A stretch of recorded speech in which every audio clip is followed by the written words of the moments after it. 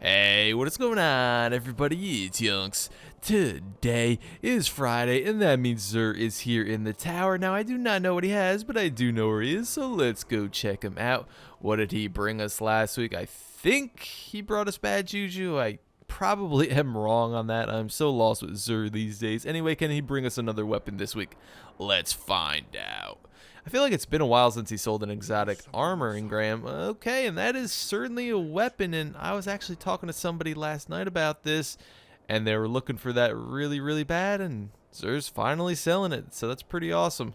Anyway, let's start here with the Titan, the Glass House. This comes with intellect and strength, and the main perk here, Blessings of Light and Weapons of Light last longer, so this is specifically for your Defender Titan, and yeah, I never ever see anybody use this. I never used this in year 2 at least. I really just don't see any need for this, honestly. If you're gonna run a Defender Titan, I would personally run Saint 14 for PvE, probably. No backup plans for PvP if you're running a shotgun. I don't know. There's other exotic armors out there for your Defender Titan. Now, I don't think this is top tier, and I just don't really see a use for this. You could easily go in and out of the bubble. You don't have to stay out of the bubble for that long. I'm sure there are uses for this, but I just don't know of them. So if you guys know of any, leave in the comments and let me know. Other than that, if you are low on strange coins and you're saving up for a good exotic armor for your Titan, maybe save up for next week. I'm sure he might be selling something better than this. We're going to move on to Don't Touch Me's for the Hunter. This comes with strength, and the main perk here, taking damage from a melee attack makes you briefly invisible.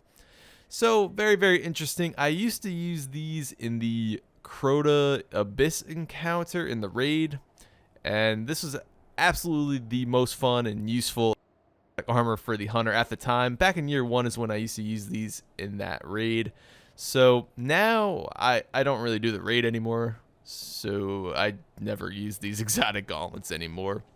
For PvP, I guess the enemy could lose track of you if they melee you and you go invisible. I mean, it does happen from time to time, but, you know, most likely they're going to just hit you with that follow-up melee. So, I don't know. I just don't see this being top tier either. So, if you're low on strange coins, once again, this probably isn't the exotic armor you're going to want for your hunter. That's top tier. We're moving on to the Ram.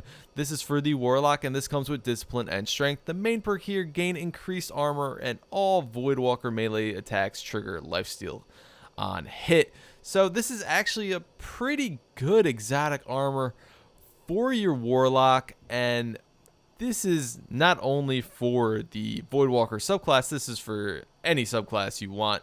And a quick tip for you guys with the Ram, if you're going to use this helm, make sure you are maxed out on armor on your Warlock, because the more armor you have, the more the Ram will do for you, and the less armor you have, the less the Ram will do for you. So you will get increased armor with this on, and it actually is quite significant, and it's not a bad exotic armor for your Warlock, that is for sure. So if you have the strange coins and you're looking for a pretty decent Warlock exotic armor, this probably would not be bad at all. Go ahead, pick this up if you have the strange coins. Moving on to Red Death. Let's take a look at this. So this is a kind of a lower rate of fire, higher impact pulse, I guess you would say. It's not the lowest rate of fire, not the highest, not the lowest impact, not the highest impact either, but it's still it's on the lower side of rate of fire wise, and it has a pretty decent impact. So let's take a look real quick. Unflinching, snapshot, high caliber rounds, single point sling. I personally would go with high caliber rounds to make my target stagger a bit.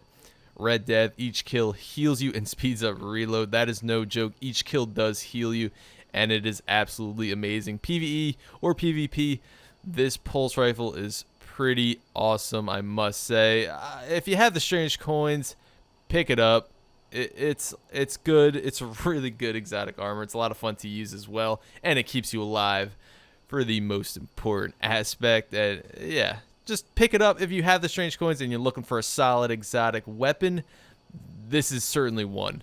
We're moving on to the Legacy Ingram. This is special weapon Ingram, so if you want, let's say, an icebreaker, I guess this is how you would get it. You just keep rolling these until you get your icebreaker. These are quite expensive though, 31 strange coins. So it's really a gamble. And if you're looking for year 2 stuff, do not pick this up. This is only for year 1 stuff. This is for people that are late into the game that want to collect all the year 1 stuff. We're moving on to glass needles. This will cost you 3 strange coins and 3 motes of light and 1 exotic shard. This will change and alter your stats on your exotic armor. So let's say you want discipline on your exotic armor, but you have strength. Keep rolling this until you have your discipline. And let's say you want sniper ammo, but you have sidearm ammo. Keep rolling this until you have that sniper ammo, until you have that perfect roll. Moving on to 3 of coins, and neighbors mowing the lawn again. That's great. So I just purchased this, and let's go ahead and pop this for you guys. I know all of you know this already, I'm sure. Well, some of you may not, so go ahead, pop that 3 of coins. Exotic particles grants a chance to receive an exotic Ingram on the next ultra kill or crucible match completion. That's win or lose for PvP, doesn't matter. And I will usually pop this every other PvP match or right before the boss on every strike, and that is how you're gonna farm for your exotic Ingrams. So yeah. Now we have heavy ammo synths. This will cost you 1 strange coin for 3 synths.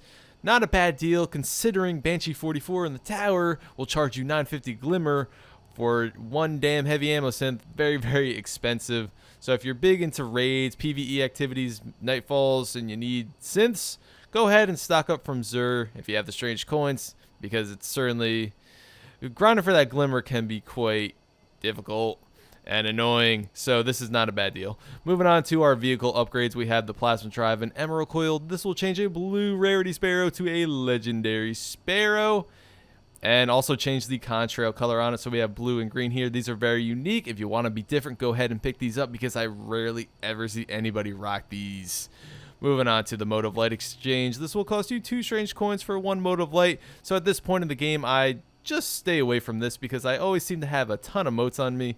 And I still save up strange coins, but I don't have like 600 like I do with motes. So there's no need for me personally. But if you are in desperate need of motes and you have the strange coins, I guess go ahead and do this.